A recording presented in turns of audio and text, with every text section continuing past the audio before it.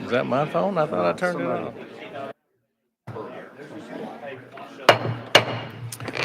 Good morning. Transportation Committee for Tuesday, March 1st is now in session. Madam Clerk, please call the roll. Representatives Boyd, Campbell, Grills, Halford, Hicks, Hurt, Kiesling, Marsh, McKenzie, Potts, Powers, Rudd, Russell, Thompson, Todd, Towns, Vital, Weaver, Whitson, Vice Chairman Hall, Chairman Howell. Here. Mr. Chairman, you have a quorum. Thank you, Mr. Chairman. I got that one wrong. Committee, any personal orders?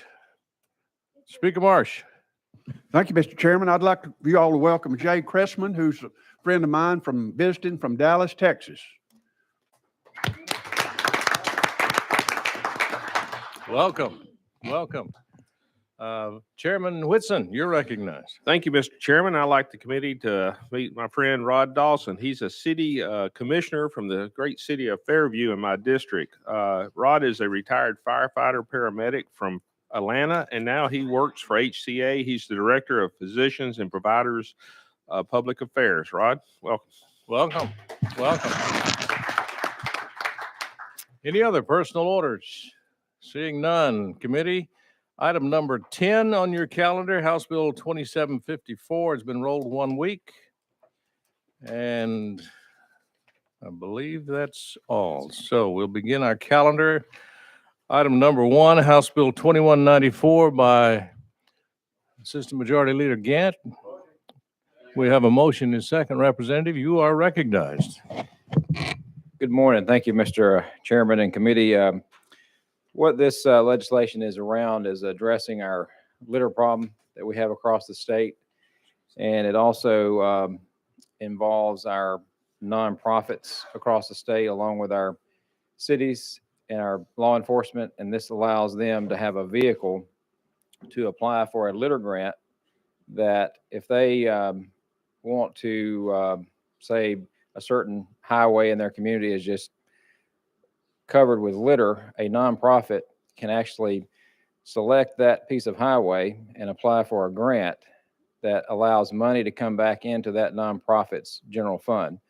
So this is an opportunity for a nonprofit to use this as a fundraiser for their nonprofit. So we've all got the nonprofits in our communities. They all have fundraisers every year. This is just one other vehicle to tap into that volunteer base that all of these organizations have and organize a litter campaign to clean up some of our roads in all of our counties. So this is just a vehicle that, allows that to happen. Now, law enforcement and municipalities can also tap into this opportunity as well. So, Mr. Chairman, with that, I submit it back to you. Thank you, Representative. Do we have any questions from the committee? Representative Todd, you're recognized. Thank you, Mr. Chairman. Just to clarify, so this is taking existing funds, it's not raising any taxes, just taking existing funds and saying that it can be allocated to nonprofits that are cleaning up waterways instead of only roads and highways right now. Is that correct? That is correct. I certainly support this. The more I've learned in the last couple of years about this fund and where the money's coming from, the more disturbed I have become that we're taxing one part of an industry that a very minute amount of trash actually comes from, bottle and cans. The majority of trash that I see is coming from many, many other sources. And so it's just odd to me that we're taxing this one group of people or businesses, which we all pay for. Every one of us and our constituents pays for. But it goes to pick up all the litter. So I support this, but I think in the future, I would not ever be supportive of increasing that tax on those particular items just for this purpose. I think we need to deal with it in other ways, but appreciate you bringing this because our waterways is something I see an awful lot of. And it certainly hurts me to see trash in our waterways. And I think this is a very good effort. Thank you for bringing it. Thank you. Representative Thompson, you're recognized. Thank you, Mr. Chairman. Just So I understand these funds will be, an organization can request a grant through TDOT, is that it?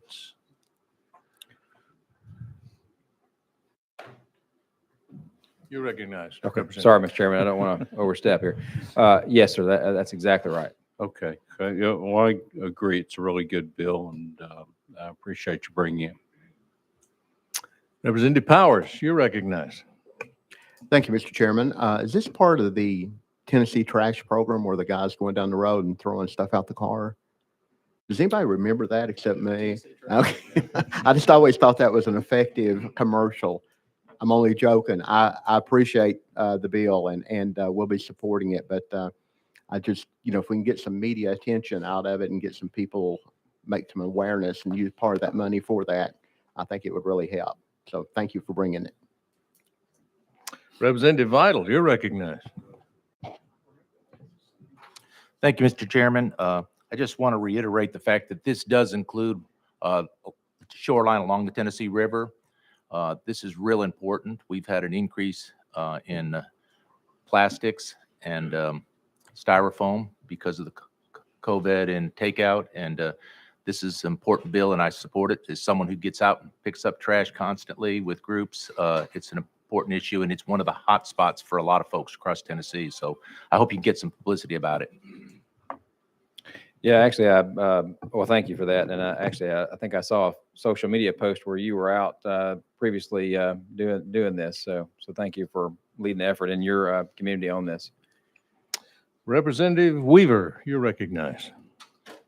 Thank you, Chairman. Thank you, Representative Gant, for bringing this. This is a great bill. Now, you said earlier this bill adds waterways, correct? We already have a process in place for nonprofits to raise funds to, like, say, pick up trash on the side of the road, like the guys, my jail.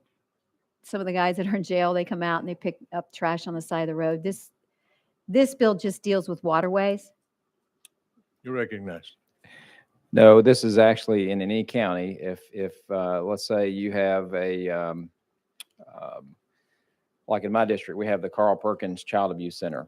They're always having fundraisers. They could actually adopt and apply for a litter grant through this program and say they could take in Fayette County, they could take one of our most littered highways and they could adopt a certain section of that and work through the litter program to establish a certain amount of money they would get through this litter program to go back into their general fund of that nonprofit organization. So this vehicle taps into that volunteer base that all these nonprofits have. And right now, this is something that, is kind of a test pilot to see how well it's perceived. And we may expand this in different ways in the future. So encourage people in your district to take advantage of this and let's, see how well it performs over the next couple or 3 years. And yes, it does include, waterways. You're recognized. I know this doesn't pertain to this bill, and I know that when I drive in from Smith County every morning on the interstate, there's so much trash on the interstate. I hope we can find a way to pick up all the mattresses and carcasses and parts of cars along the interstate. That would be a good thing to do as well. But thank you. This is a great way to beautify our beautiful state. I appreciate you bringing it. Representative Gant. Yeah, and let me just reiterate, the way the current litter program, Adopt a Highway, works is it pretty much reimburses those volunteers for the expenses that they're out. It's currently not being used as a grant program where they can actually, attain money to go back into their general fund and use this as a fundraiser. So it's quite a different approach than what you just described. Any other questions for the sponsor? Question has been called. Without objection, we are voting on House Bill 2194. All in favor say aye. Aye. All opposed, nay. Ayes have it. You are off to Finance, Ways and Means Committee. Representative Gant. Thank you, Mr. Chairman and committee. If you'll just stay right there, I believe you're number 2 on the calendar. House Bill 2338. You're recognized, sir. I have a motion and a second on the bill. Go ahead. Thank you, Mr. Chairman and committee. What this legislation does is it aims to help our EMS back in our districts. It helps send money back to their districts for ambulance service, EMS services, and it would provide a stream of funding for licensed ambulance services to offset the cost of trauma transports. The transports are provided regardless of reimbursement and are often caused by excessive reckless driving, driving under the influence, and speed. Because these crimes are factors in many trauma situations, this legislation would fine individuals engaging in this behavior and direct the proceeds to ambulance services and hospitals that are responsible for the care of the individuals in the aftermath. A funding model like that created in this legislation has successfully been in place in Georgia, and it actually creates $12 million back into ambulance services and hospitals. And how the funding works is there's a $200 fine would be added to the existing fines of these crimes. The revenue created from these fines will be directed to the Board of Emergency Medical Services to be paid out as follows. 72% will be paid out evenly to all licensed ambulance services. 22% will be sent to the Trauma Advisory Council to be spent according to their existing trauma funding model. 5% will be kept within the EMS board to offset any administrative cost. This legislation funds all licensed ambulance services evenly so that the rural services get the same amount as urban services, rather than a call volume-based model in which most funding would be sent to the most populated areas of the state. Mr. Chairman, I submit this back to you for y'all's consideration. I'll be glad to try to answer any questions. Thank you, Representative. We do have one name on the list. Representative Campbell, you're recognized. Thank you, Mr. Chairman. And I want to thank you personally for bringing this legislation. I was very hesitant. I'm not one that likes to increase fines even. But our emergency medical services, our ambulances need money in every county that I'm aware of. I've requested $50,000 per county, $4,750,000. That's not much these days in the type and way that we spend money here. About a third of patients in some of our rural counties especially don't pay a single penny. They can't or choose not to for ambulance, for the medical care, for the transportation. And I talked to one lady from Hardin County, and she estimated that nearly 50% of their patients don't pay a penny, and that was just off the top of her head, and that may be a little high. But this is real. It's a problem, and certainly the speeding is as well. And I just want to say this real quick, and I'll wrap up. Emergency medical services, ambulance services need to be funded the way that we fund school systems, city, county, state, and federal, instead of none of the above, as it is in some counties today. You're looking at many people, a lot of which have an associate's degree, some bachelor's, some beyond that, 10, 12 bucks an hour, maybe 15. These people at a certain level of training can intubate you, cardiovert you, defibrillate you, do many other things as well. This needs to be changed statewide, long-term, and thank you, Mr. Chairman. Thank you. Representative McKenzie, you're recognized. Thank you, Mr. Chair. And Representative from East Tennessee couldn't have put it more plainly and succinctly. I think it's while a noble effort, it does not get to the root cause of why we have a funding shortage. This is an attempt at getting, some kind of emergency funds, but it doesn't address the core issue of fully funding our emergency services. This one just falls short, and I don't think it's going to net the results. And I think it'll also, in terms of our citizenry, it's not the way that we want to go in Tennessee. We are a great state. We have great roads. We have things that make it amenable for folks to come through. I've heard of the Georgia situation. It's not a positive thing in Georgia. It is not held in high regard with the citizens of Georgia. And I think this is while it's a good cause, it's a good effort. It just falls short. But I do have a question. In terms of the numbers of responses, I guess my question is, why divide that evenly between rural and urban when it's really the cost of an ambulance going to a scene, whether it's 5 miles or 20 miles, it's for the most part, it's the cost of the machine, it's the cost of the personnel, not necessarily the cost of the fuel to get there. So I guess I'm trying to understand why, when there's a much higher concentration of calls, say 3,000 calls compared to 300 calls, why those two entities will be getting the same amount of money. You're recognized. Thank you, Mr. Chairman. Well, the only way I really know how to put that question is simply the lives in rural are just as important as those in the city.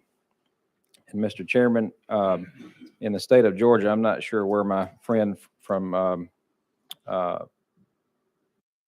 sorry, I'm not sure where you're from, but Oak Ridge. New York Oak City. Ridge. Forgive me, Mr. Chairman.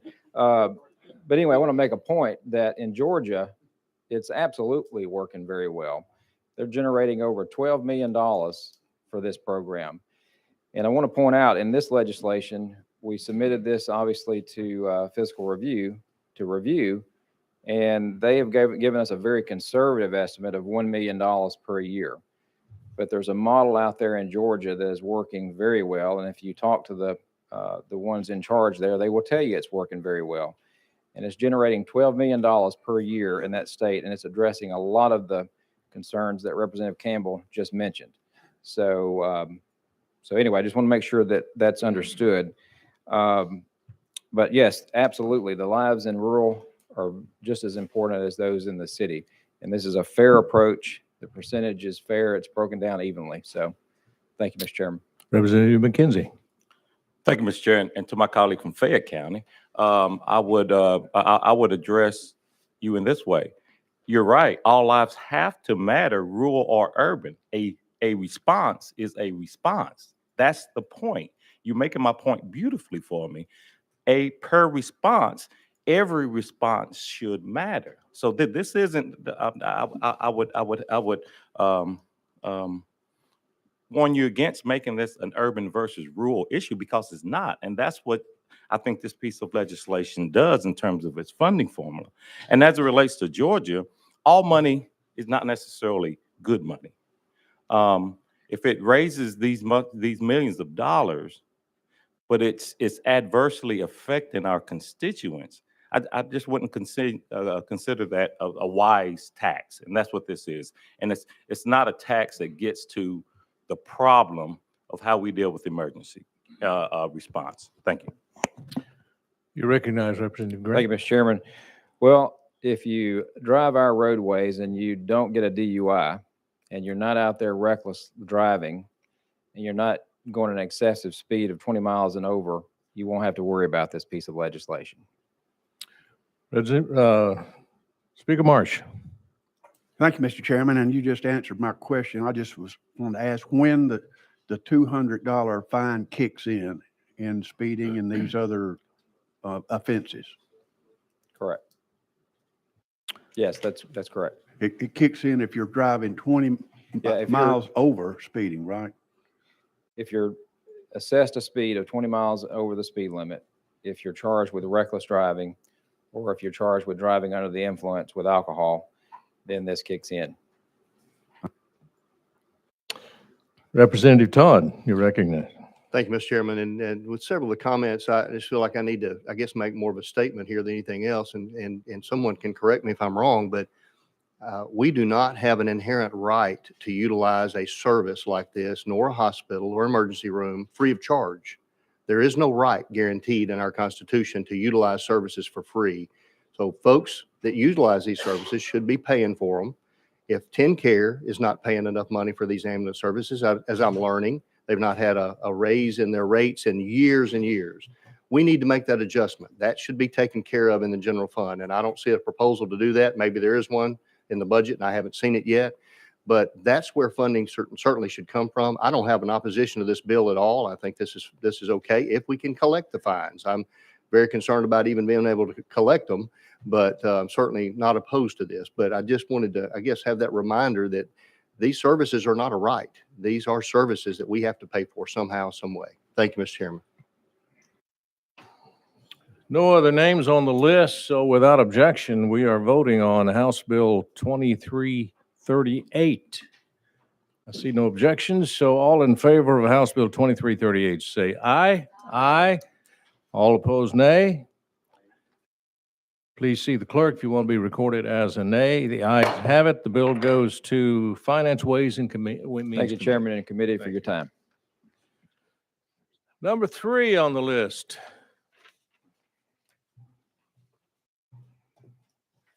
Representative Doggett, good to have you in committee. I have a motion on House Bill 2573, Representative Chairman Doggett. You are recognized, sir. Thank you, Mr. Chairman. It is an honor to be standing before you in this committee today. Very first bill that I ever passed in the General Assembly had to come through transportation. We And took mercy upon you. yes, you did. But I'm still scarred though. But thank you.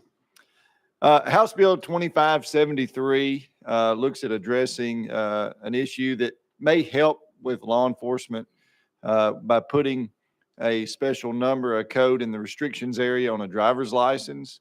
Currently, right now, there are many of these different numbers that go on driver's license to help identify different restrictions that one might have, corrective lensing.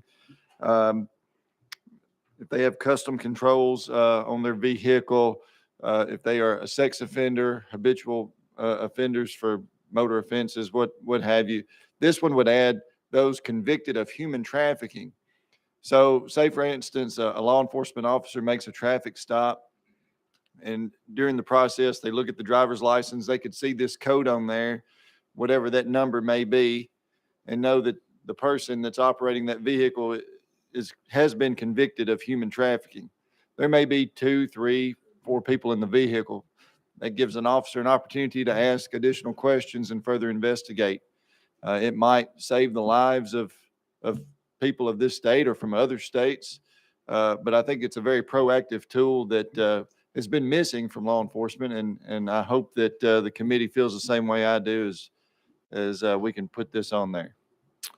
Very good. Any questions from committee? Okay. Chairman Rudd, you're recognized.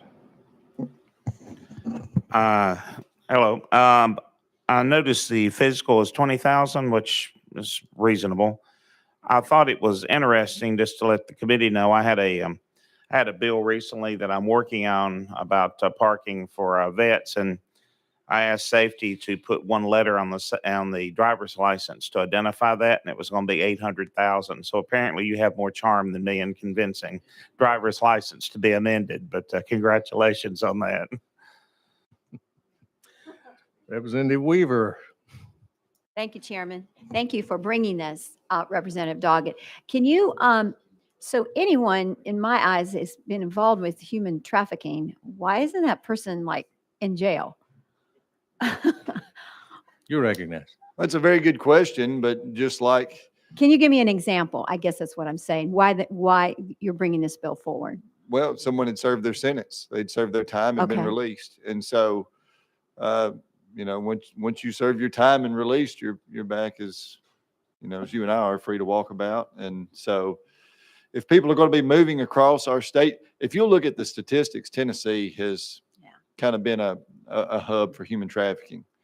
And so, this may not be, I'm certain it's not going to be the answer to solve all of our issues, but it is an added tool that law enforcement could use in the prevention and detection of maybe human trafficking crimes.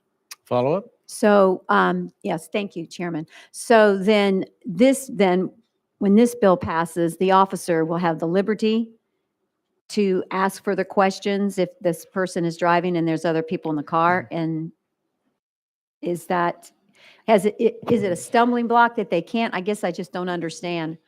I guess if he sees the license, then that gives him an open portal to just ask the following questions? Is that what this bill will do? You recognize. I'll give you an example. When I worked in law enforcement, if I was to stop a vehicle for a traffic infraction along the highway, and upon looking at their driver's license, I noticed that they had a restriction, the restriction areas on their driver's license. And if you want to get your driver's license out, you could see there's an area. When you have a traffic infraction and you run their license, a dispatcher or someone will come back, or on the computer will say, a valid Class D, no restrictions, or they may say valid Class D, restrictions number 16. Well, number 16 would be ignition interlock device. And so if you've pulled someone over and you see that they have that restriction, you can ask to see their ignition interlock device. If they are driving a vehicle without that, then that is, there in itself is a crime that they could be charged with. And so another code is 88, which is for registered sex offenders. So if you see that code and you notice there may be something there in the vehicle, children, or, it gives you an opportunity to ask questions and investigate further. And this would do the same. Thank you, Chairman. Thank you for the bill. Representative Towns. Chairman, thank you as well. Sponsor, thank you for the bill as well. Ladies and gentlemen, the license is already coded, as you just indicated. Human trafficking is a big problem in this country. And just as drugs are transported across the state of Tennessee, you have people too. You may find them in these big rider trucks. You may find them in cars. You may find them anywhere. And especially a little kid or little girl, what have you, you sit on the national news where people have been abducted and trafficked from here to wherever, across the world, just wherever. I don't want to call it any country because I don't know the numbers.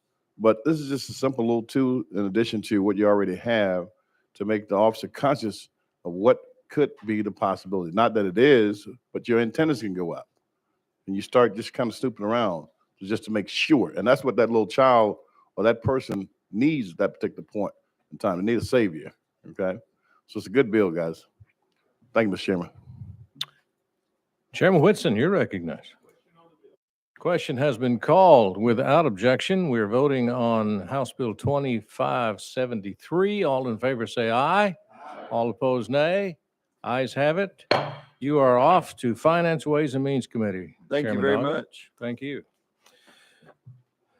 Item number 4, House Bill 2550. Representative Professor Lafferty is with us. We have a motion and a second. Thank you, Chairman. Representative, you are recognized. Thank you, sir. Thank you, committee. What we've got here today, House Bill 2550, is pretty simple, pretty straightforward. If you blow through a stop sign on the side of a school bus where children are present right now, it'll cost you $50. Not much of a fine. We're going to increase that to $200, try and give it a little bit more sting. With that, I'll take any questions. Any questions or comments? See none, but let me just say personally, I appreciate the bill. I've had a number of calls in recent months from increased violations of people who are passing stopped school buses with their lights on and this stop sign out, and it is a problem, a serious safety problem for our kids. So I appreciate the bill. Any questions? Representative Towns. Mr. Chairman, here again, Professor, let me ask you a question. The $200, that money will go into the general fund? That is a great question to which I do not know the answer. I'd have to defer to legal up there. Maybe they could help me with that. Would you like to hear from legal? If you don't mind, please. Okay. I think it does, but I want to make sure. Without objection, we are out of session. We will recognize legal. Joel Hayes, Office of Legal Services. There is no, this fine would be treated as any other fine as far as how it's distributed. As to whether or not it goes to the general fund, I would have to look further into that. Mr. Chairman, thank you. Do you want to go, any other questions for legal? Seeing none, we are back in session. Representative Lafferty, you recognize. I was just thinking, I would guess that this would stay with the locals that write the tickets, would be my thought, but wouldn't swear to it. Okay. Possibly we could check on that and notify the committee at a later time, or Representative Towns. Thank you. Any other questions? Seeing none, without objection, we are voting on House Bill 2550. All in favor say aye. Aye. All opposed, nay. Ayes have it. You're off to Finance, Ways and Means Committee, Representative. Thank you, Chairman. Thank you, committee. And next is Representative Travis, House Bill number 5 on your calendar, House Bill 2185. Do I have a motion second? I have a motion and a second. You are recognized. I renew my motion. You're recognized. Thank you, sir. House Bill 2185. This proposal removes the provision in code that if a driver defaults on a payment plan for the Department of Safety reinstatement fees, they cannot be placed on another payment plan. And this will allow drivers to reestablish a payment plan. Any questions? Representative McKenzie, you recognize. Thank you, Mr. Chair, and thank Thank you, you for this Representative. bill. I think that second chance, I just really just wanted to thank you for bringing this bill. Any other questions? Representative Weaver.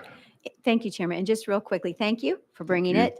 Now, so when the interruption happens and they don't pay, do they just go pick up the plan where they left off?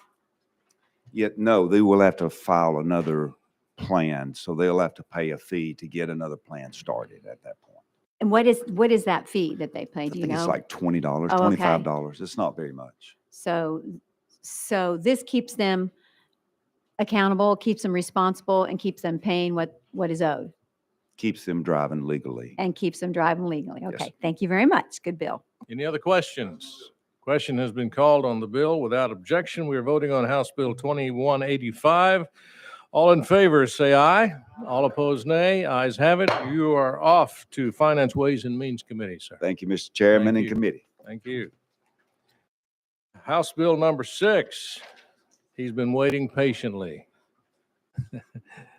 Chairman Jernigan, you're recognized.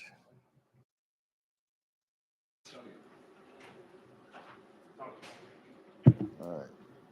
Am I good? House Bill 2037, Representative. We have a motion and a second. You are recognized, sir. Thank you. Good morning, Chairman.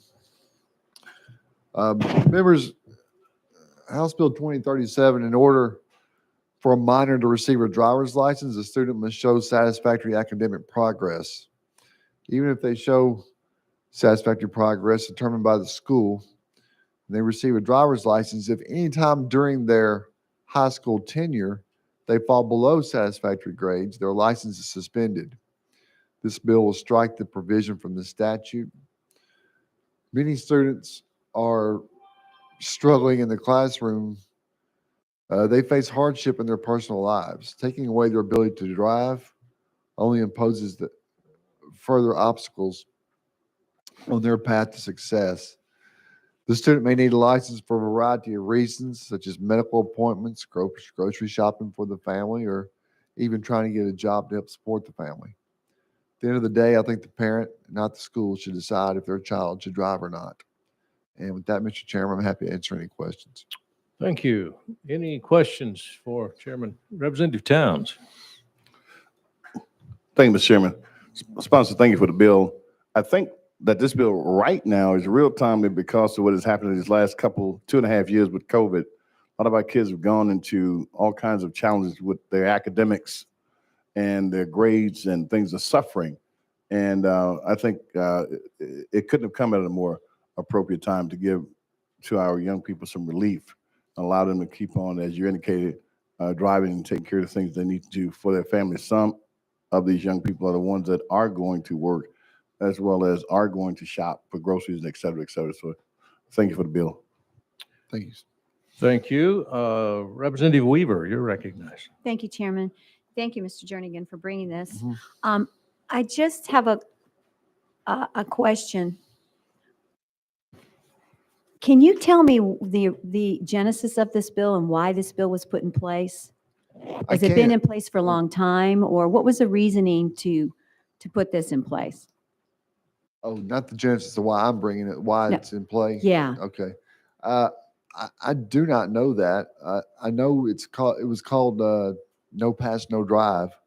And I think it was an incentive along with truancy, which I agree. If you're truant, then you don't need a driver's license. You need to go to school.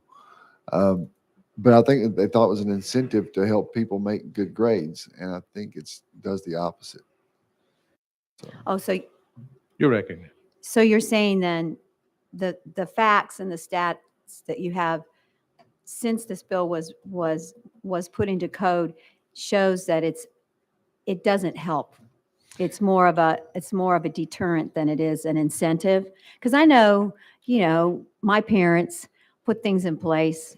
You do make good grades. You do this, you get this, you get this. We're not going to hinder these kids from wanting to make good grades by doing this, are we? No, you make the good point. The parent should decide whether or not they're going to get the car and provide the insurance but for school. And I can tell you where it came from. This bill, I had a constituent, it's constituent driven, who called me and whose daughter goes to a private school, and the principal would not sign and for her to get a driver's license.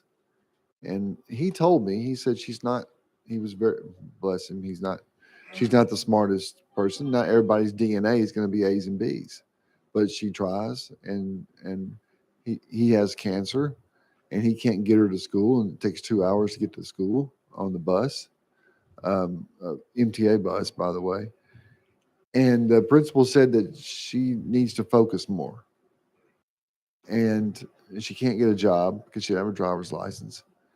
It's more of a punishment than it is an incentive.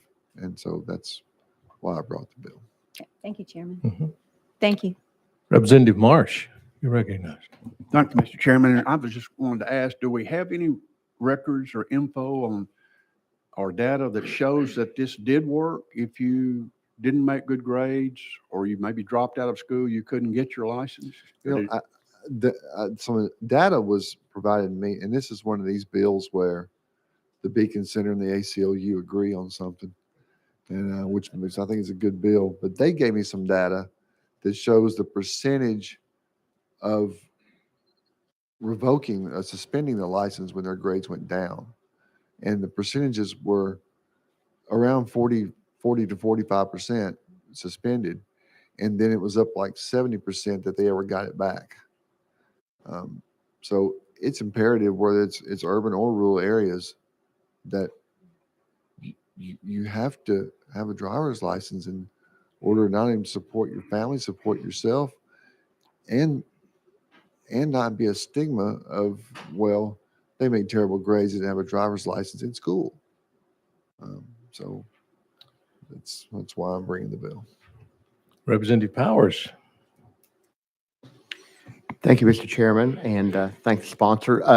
Just wanted to mention one thing and see if you had considered doing this, but what about, instead of just completely reversing the current law, what about a restricted driver's license that would allow, that's already in place now for some things, like if someone's had a lot of wrecks or a DUI or whatever, they get a restricted driver's license where they can go to the doctor or go to school, go to work, but they can't get out, they're on Saturday night and hit the bars or whatever. But if they just had a restricted driver's license, and that would be, maybe that would be an incentive to keep working hard and everything like that, rather than just completely reversing the current law that's in place. Sorry, so you're saying a restricted driver's license. would that be tied to their progress in their grades? I guess is what I'm trying to. Yes, I mean, if rather than, just completely reversing what we're doing right now, just saying that if your grades are bad like that, you're going to get a restricted driver's license where you can go to medical appointments, you can go to school, you can whatever, but it doesn't allow you the freedom that a regular driver's license have. There's already a restricted driver's license for other things, and I thought that might be an incentive to do better too. You recognize? Well, Chairman, I guess I would say that I don't think it's really what you can't think of why they would need a driver's license and the freedom to move about. And so that's why I think that we should just eliminate the statute altogether. Okay. I was just mentioning, I just heard all the things that you were talking about, like Yes, sir. medical and school and work and Those all are that. examples, And a yeah. restricted driver's license would still allow them to do all that, but would not allow them to, go other places where, or drive out late at night or whatever. But it would allow them to do that. It was just a thought. I thought that might be a compromise, but Thank I you. just wanted to run that by you. All right. Thank you. Thank you. Representative Russell. Thank you, Mr. Chairman. And sponsor, what's the threshold for an academic denial? For satisfactory progress, Yes, sir. I believe it was passing 3 classes. I want to say, and it's one part of the code. Other parts of the code, it's arbitrary and it's up to the principal. Oh, You recognize? okay, so that would necessarily not mean an A or a B. That would be considered a D or above. I would, as far as satisfactory progress, Yes. I'd say it would probably be passing. Okay. I sort of agree that a good compromise would be a restricted license or more specific hardship license where they can only go to and from school or to or from work instead of doing away with it myself. Thank you. Representative Whitson. Thank you, Mr. Chairman. And sponsor, I want to thank you for bringing this. I think this is going to be the greatest education bill we bring before this General Assembly. I remember when I was 15, if I thought I could not drive because of my grades, there's one thing I would do. I would make sure my grades were good because all I wanted to do when I was 15 and a half was to get my learner's permit. And the day I turned 16, I got my driver's license. I think this is good legislation, and I appreciate you bringing it. Thank you. Representative Towns. Mr. Chairman, I'd have to ditto that as well.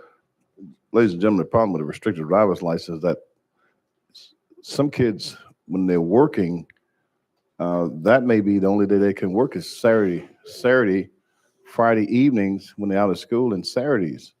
And so they need to go to work. While in high school, those were the jobs that I had. I worked on the weekends because I had to work on the weekends. And whatever those hours were, I went because I'm out of school at that particular point in time.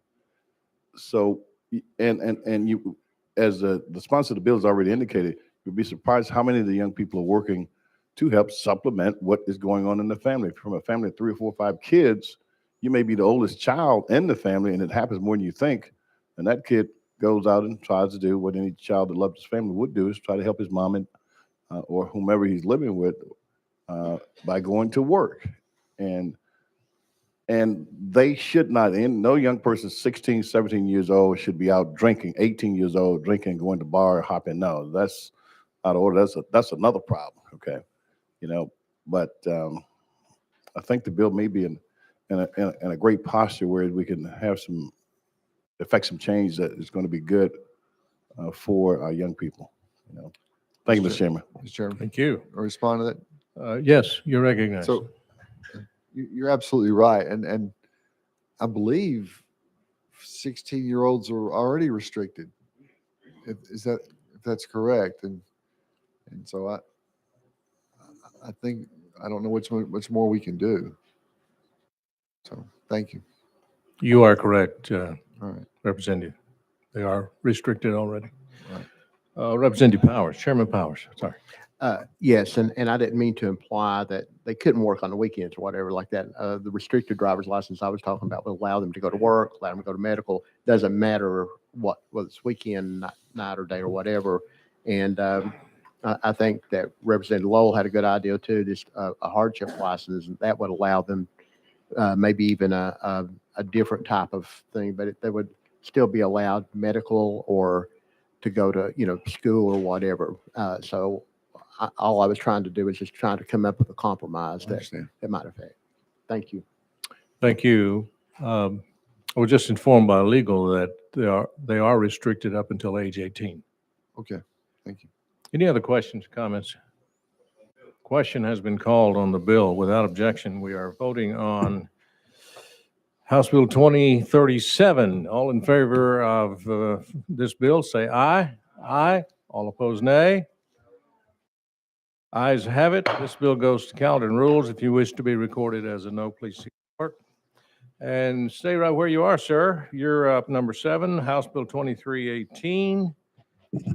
And you're recognized. We have a motion and a motion and a second.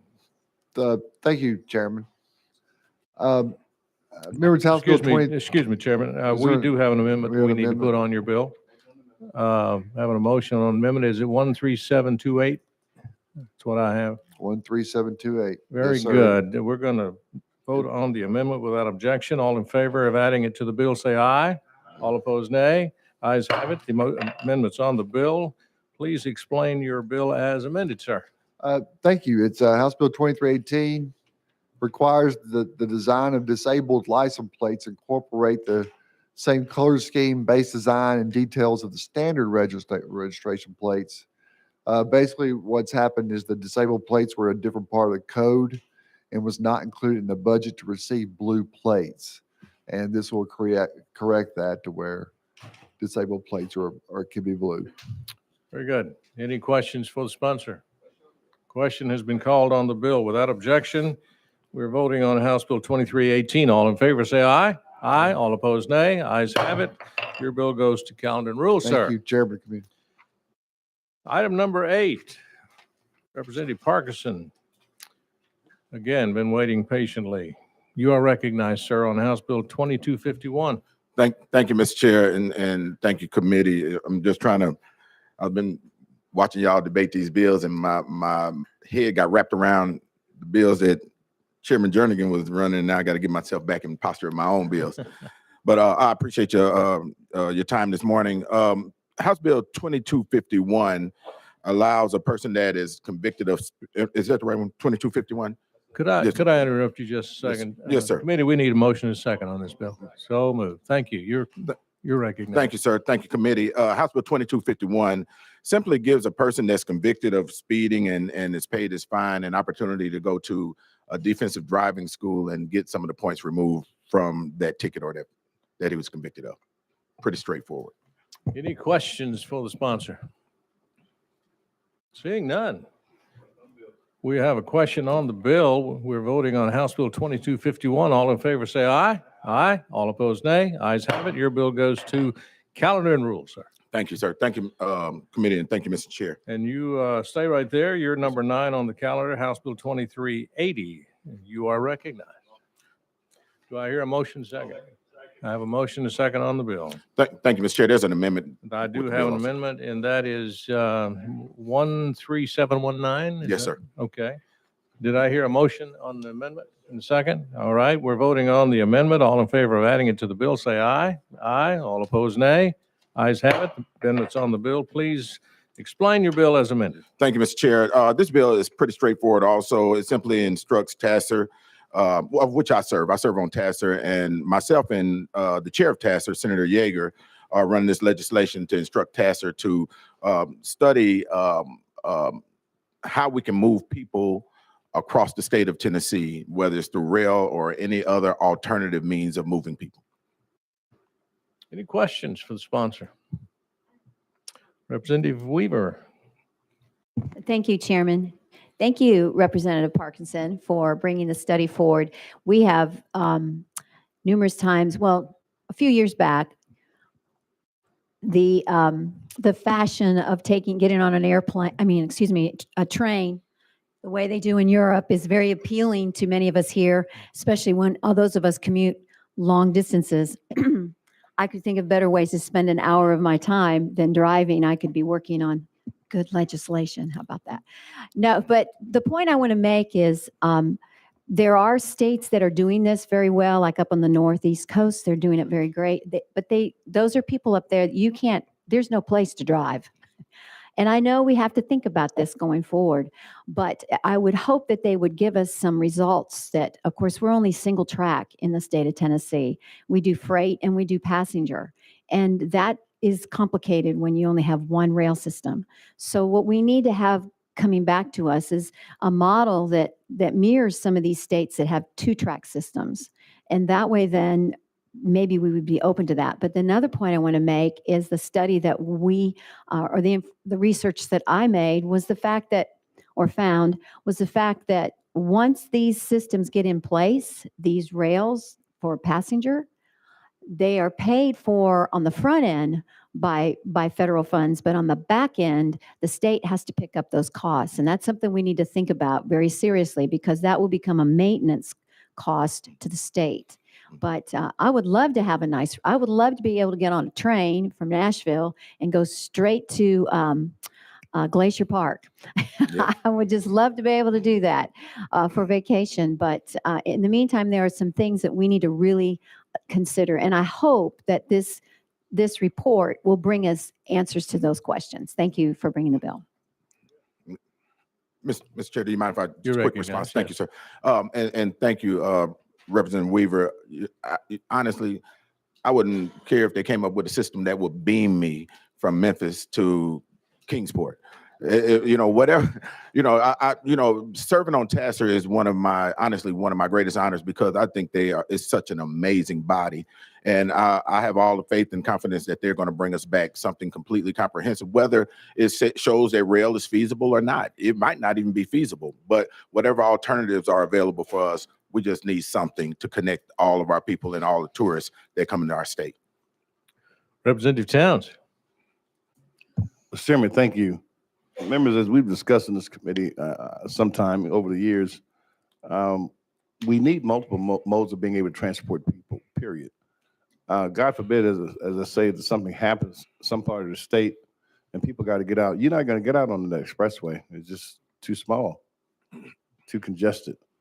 And I look at not only the tourist aspect of it, the tourist side of it, but in the event that the world gets topsy-turvy, you got to figure out how we're going to move people, let alone food and everything else we need. And I don't think we should have ever allowed our train system to go into disrepair as it has become over the years. We should have kept it. Once we got the expressway system, and then we got the planes, we just forgot about the trains, forgot about them.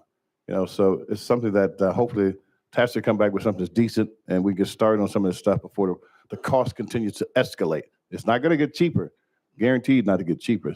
So thank you for the bill. Thank you, sir. Thank you. Any other questions, comments for the sponsor? Seeing none, without objection, we're voting on House Bill 2380. All in favor, say aye. Aye. All opposed, nay. Ayes have it. Your bill goes to calendar and rule, sir. Thank you, Mr. Chair, the best radio voice in the Tennessee Capitol. Thank you, sir. Thank you very much. Committee, that concludes our calendar. Without any objection, we will adjourn.